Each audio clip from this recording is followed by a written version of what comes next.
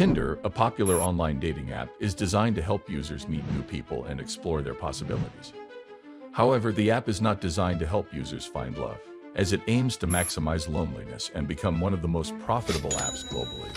Tinder uses a clever strategy to monetize loneliness, making it one of the most profitable apps in the world. However, allegations suggest that the company prioritizes profit over people and has manipulated human emotions, such as love. Tinder gives users a secret score that ranks their desirableness, determining how often they show their profiles. The creator of rival app Bumble was a co-founder of Tinder, but quit after suing the company and alleging sexual harassment. Tinder also owns many other popular online matchmaking services, making it financially motivated to avoid finding partners to keep users from their target markets. Tinder started as a fun way to swipe through singles in your local area, but it soon became limited due to the introduction of ads and the amount of swipes users could do each day. The excitement was gone, and users began to wonder if they were doing something wrong. When Tinder Gold was introduced, it promised to boost profiles and show people interested in them, leading users to upgrade to Tinder Platinum for an even higher fee. Cian Rad, who had been studying business at university, realized that with a little help, he could create almost anything. He brainstormed more ideas, and together with his college friend Justin Mateen, they came up with the idea of a flirting app loosely based on the concept of hot or not. In February 2012, they worked tirelessly for 3 weeks to create a prototype of their idea, which originally had thumbs up or down layouts. After showing the prototype to friends, they realized it would be better to try and gamify the app as much as possible, leading to the introduction of the infamous swipe feature. The app Matchbox was originally called during a hackathon, an event that brings computer programmers together to work and collaborate on projects.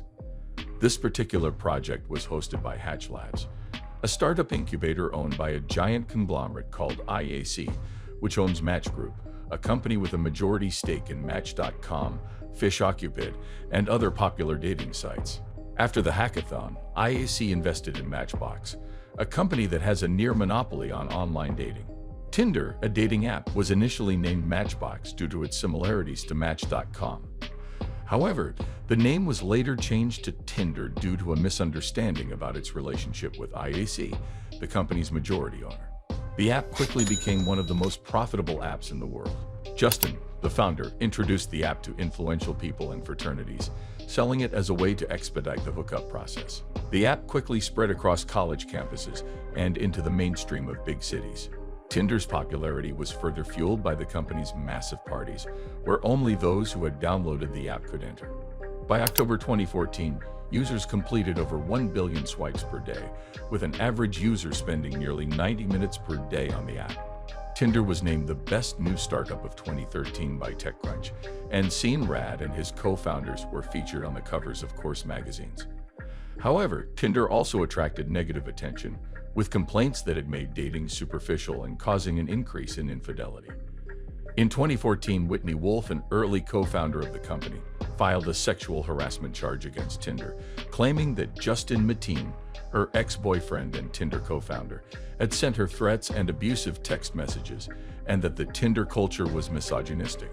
Tinder faced a significant split in its staff due to accusations of sexual harassment, leading to a settlement of around $1 million. Whitney then bought a competitor, Bumble, with a similar concept and design. The two companies faced multiple court battles, including a lawsuit alleging Bumble was guilty of patent infringement and stealing trade secrets.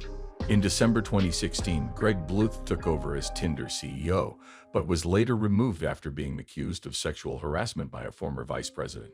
Bluth later filed a defamation suit against his accuser, claiming the allegations were a smear campaign. Tinder has admitted that there are registered sex offenders on its free products, which has led to some horror stories and scams. The most controversial aspect of Tinder is how it makes its money. In 2015, the first premium subscription service was released, and the company hoped to bring in revenue and make the platform profitable. The service launched with new features, such as Passport and Rewind Passport, allowing users to change their location to find matches with people from anywhere in the world. Tinder introduced new features like Rewind and Rewind to encourage users to pay for the premium subscription model. However, the company knew that these features alone might not be enough to get customers to part with their money. To encourage people to pay, Tinder limited the number of free swipes and placed ads between profiles. Many free users were unhappy with the service, feeling like they were getting a watered-down version of the app. Tinder had another lawsuit to deal with, as they offered the Tinder Plus subscription for $999 to under 28s and $19.99 to over 28s, leading to an age discrimination lawsuit in California. Tinder had to pay millions of dollars in compensation for this discrimination. Despite this, Tinder continued to discriminate based on age, gender, and location, charging certain people more for the same service. This led to Tinder making more money than ever. Tinder expanded overseas and faced pressure from the board to increase revenue. They released a new higher tier of their premium subscription called Tinder Goals for an extra $5 a month or $10 extra if someone was over 30. Profile boosting allowed users to pay to put themselves at the front of the queue, increasing their chances of getting matched. As a result, Tinder became not just one of the most popular apps on the App Store, but one of the most profitable.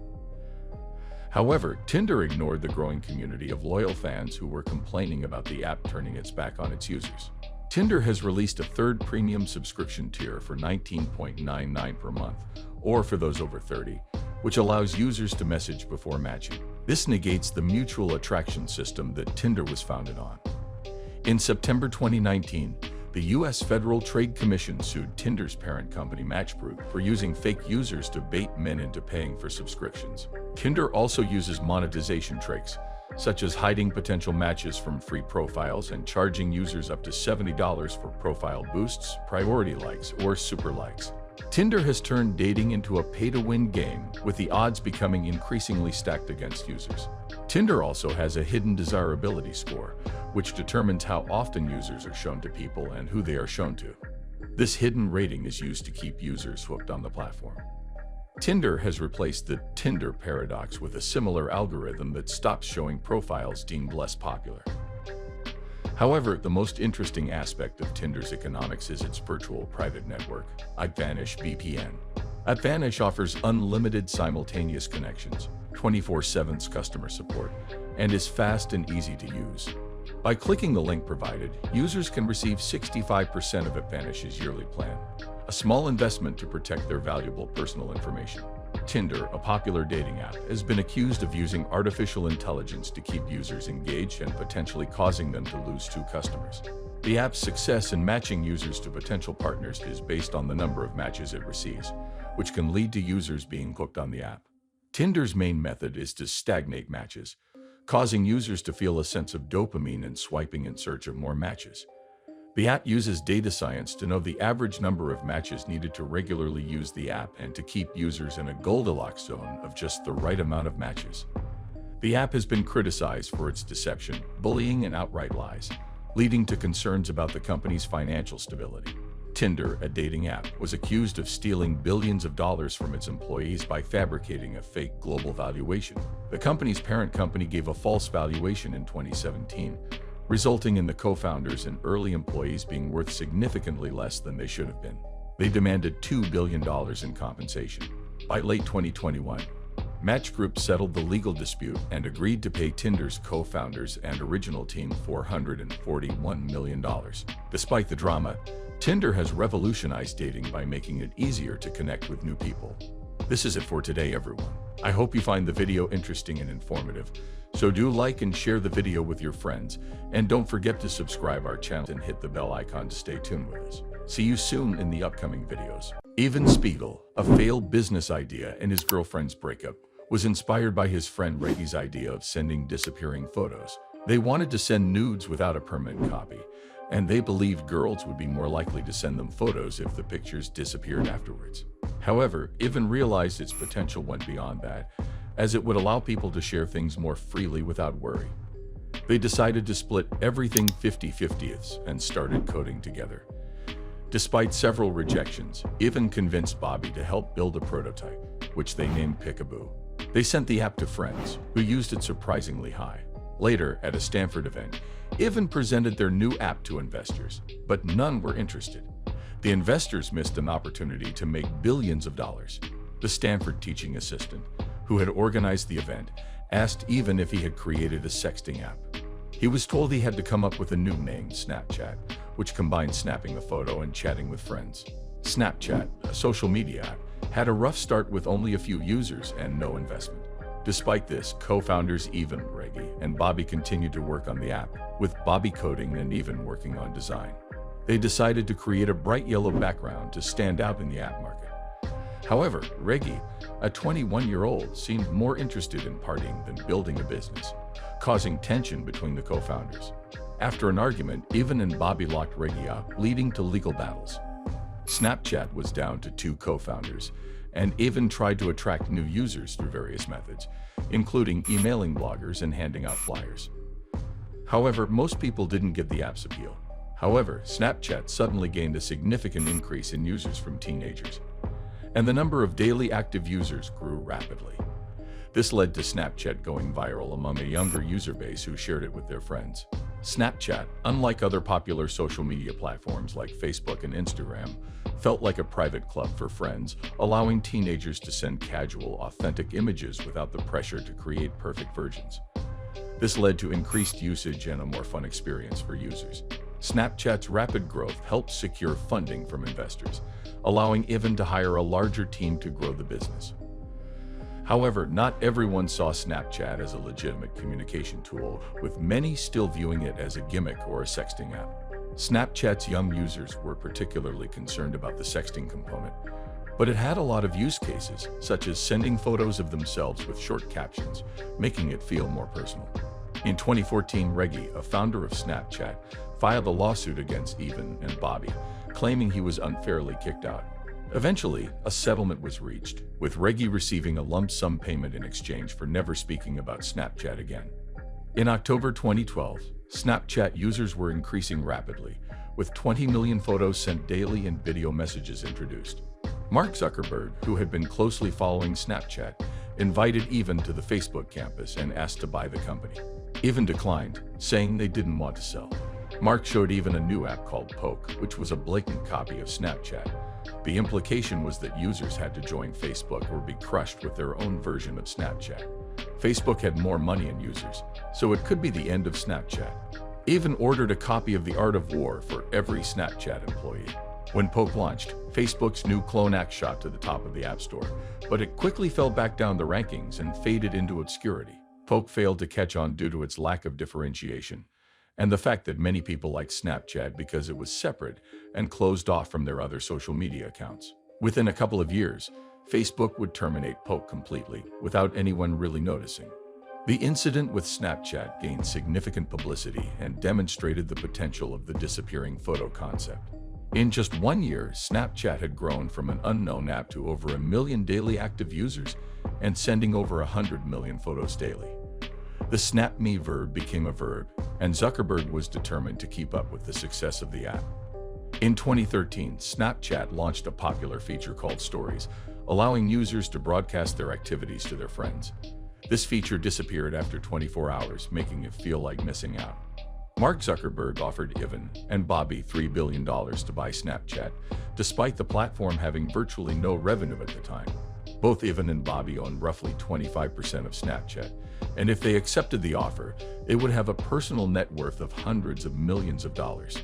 Despite their initial reluctance, they turned down the offer and decided to continue running Snapchat themselves. Snapchat began experimenting with new features, such as camera lenses that could change someone's appearance, public stories from specific events or locations, and content from brands and networks. Snapchat also created a new division called Snap Lab to work on speech recognition, wearable technology, and augmented reality.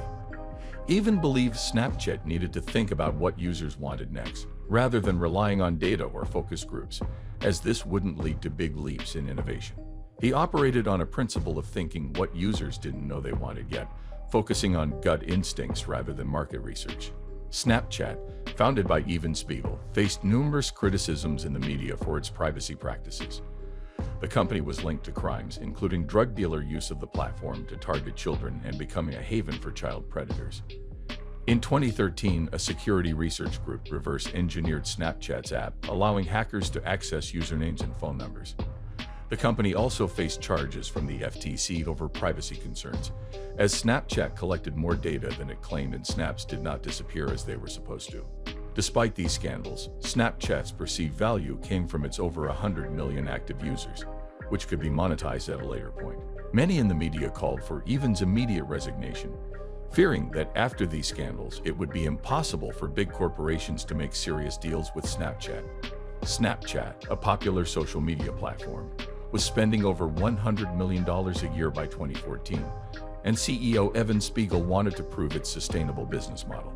They began testing ways to make money, such as allowing users to pay 99 cents to replay a message and introducing a feature called Snapcash. However, the big money came from advertising, as Snapchat's ad platform was basic and expensive compared to Google or Facebook ads. Snapchat had a unique advantage in reaching a younger demographic, as kids and teenagers had their attention on the app. As Snapchat expanded its advertising services, ad revenue started rolling in. Meanwhile, Facebook tried to imitate Snapchat by creating new apps and integrating Snapchat features into existing apps. Instagram Stories, a clone of Snapchat, gained 250 million daily active users by mid-2017, surpassing Snapchat Stories. Snapchat's stock lost $1.3 billion after Kylie Jenner tweeted about the company's decline. However, Snap Incorporated renamed itself in 2016 and began expanding beyond Snapchat. The company launched Snapchat Spectacles, a pair of sunglasses that record videos wirelessly sent to a user's chat account. Snap's heavy investment in augmented reality, AR, has led to the development of AR glasses that can change the world around you. They are working with brands to let people see what their clothing would look like if they were wearing them. Spectacles could become a new way to see the world, with unlimited creative possibilities. Snap's AR work, along with its acquisition of Bitmoji, could put them in direct competition with Facebook. This could lead to a new way to experience the world through AR glasses. Snapchat, a messaging app for kids, has been quietly innovating, making acquisitions, and investing in machine learning and artificial intelligence.